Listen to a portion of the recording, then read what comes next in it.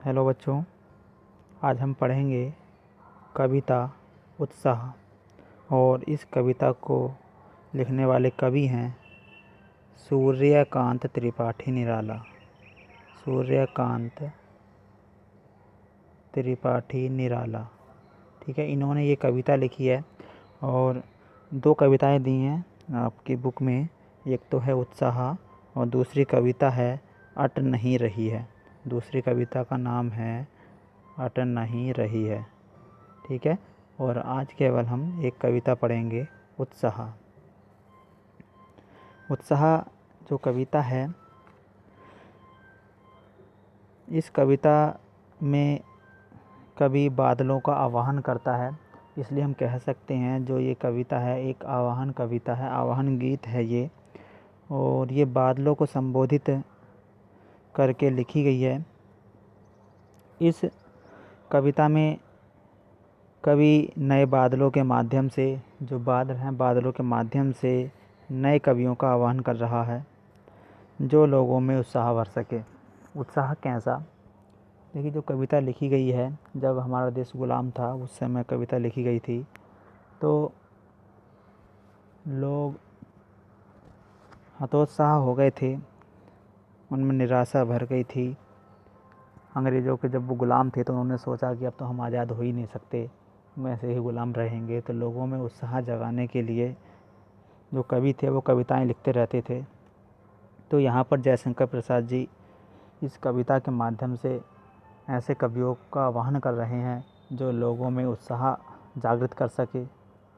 यहाँ पर डायरेक्टली उन्होंने आह्वान नहीं किया है, बादलों को माध्यम बनाया है, क्योंकि कवि की भाषा कवि आसानी से समझ सकते हैं।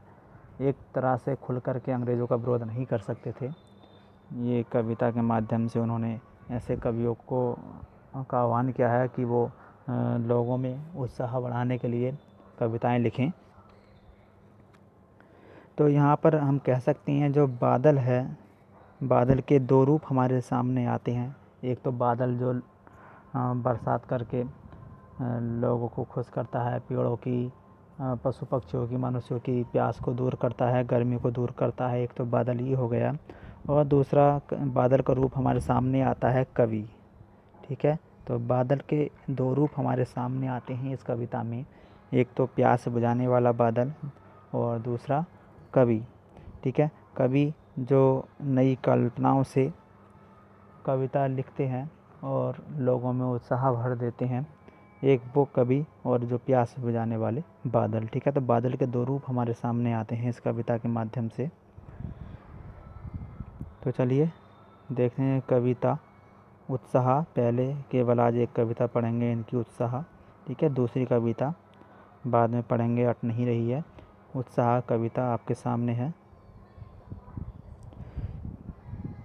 बादल गरजो घेर घेर घोर गगन धराधर ओ, ललित ललित काले घुंघराले बाल कल्पना के से पाले, विद्युत छवि उर्मी कवि नवजीवन वाले, वज्र छिपा नूतन कविता फिर भर दो, बादल गरजो। देखिए कितनी अच्छी कविता है। तो कवि कहते हैं बादल गरजो, कहते हैं कवि कि अब गरजना ही पड़ेगा। केवल रिमझिम हल्की फुल्की बरसात से काम नहीं चलेगा। अब आपको बरसना है तो गरज गरज कर बरसना है, क्योंकि लोगों में जो निराशा है वह बहुत ज़्यादा फैल चुकी है। और उस निराशा को दूर करने के लिए, उनमें उत्साह भरने के लिए अब केवल साधारण बरसात से काम नहीं चलेगा।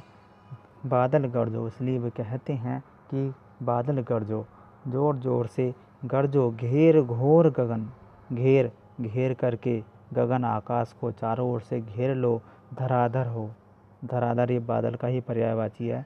हे धराधर, ये बादल इस आकाश को चारों ओर से घेर लो और गरजो। तो यहाँ पर देखिए कवि को संबोधित करते हैं बादलों के माध्यम से। हमें तो लग रहा है कि इस लाइन में केवल बादलों को संबोधित किया गया है कि बादलों आकाश को घेर करके गरजो, लेकिन इसका एक दूसरा अर्थ और निकलता है। पहले ही आपको बता दिया है कि इस कविता में बादल के दो रूप हैं, एक तो बादल है और एक कवि है। तो कवि के रूप में क्या अर्थ निकलेगा, तो वो कहते हैं कि ये नए कवियों केवल साधारण कविताएं लिखने से काम नहीं चलेगा, ऐसी कविताएं लिखिए, क्रांतिपूर्ण जो कविताएं हों, जो लोगों में उत्साह भर सकें, ऐसी कविताओं को लिखना होगा। ठीक है, तो ये इसका दूसरा अर्थ हो गया कवि के लिए। आगे देखते हैं।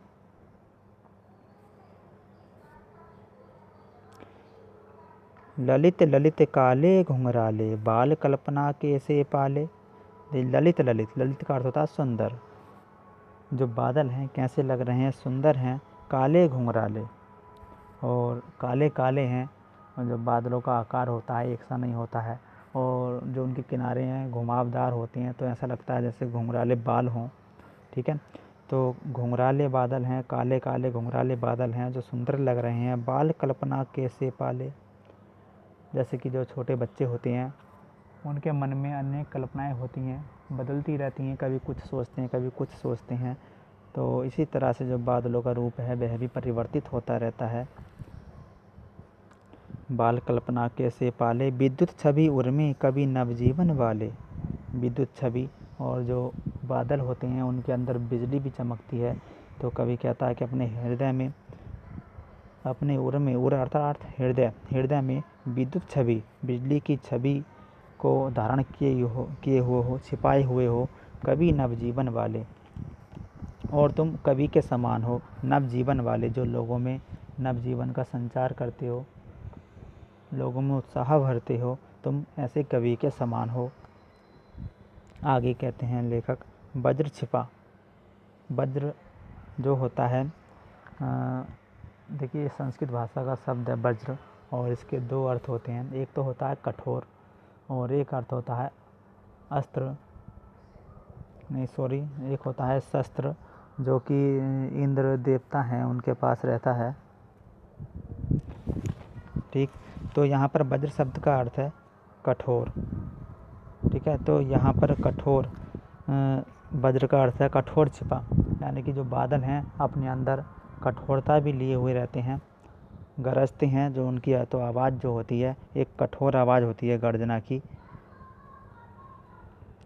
नूतन कविता फिर भर दो बादल गरजो, तो वो कहते हैं कि गरज गरज करके जो हतोत्साहित लोग हैं उनमें उत्साह का संचार कर दो फिर से।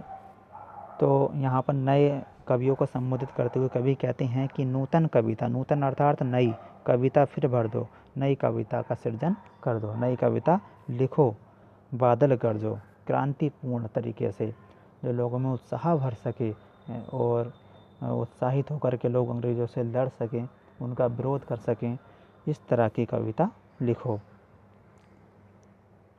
आगे है,